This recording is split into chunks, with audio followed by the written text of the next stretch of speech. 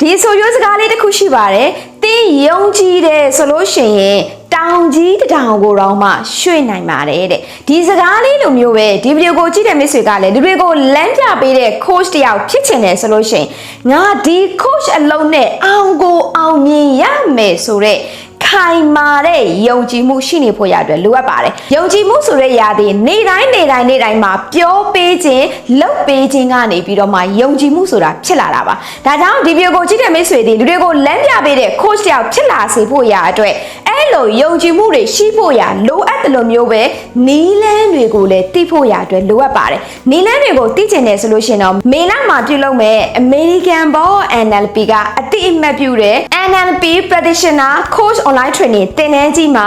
coach ဘလို့လုံးရလဲဆိုတဲ့နီးလန်းတွေအသေးစိတ်ပါမှာပဲဖြစ်ပါတယ်။ဒါကြောင့် join ချင်တဲ့လေ့လာချင်တဲ့ဆိုလို့ရှိရင် page messenger မှာအသေးစိတ်လာပြီးတော့မှစုံစမ်းမေးမြန်းနိုင်ပါတယ်။ကျေးဇူးအများကြီးတင်ပါတယ်လူတွေကိုလမ်းပြပေးတဲ့ coach တွေဖြစ်ကြပါစေ။တစ်ချိန်တည်းမှာပဲအမြဲတမ်းမှတ်ထားပါ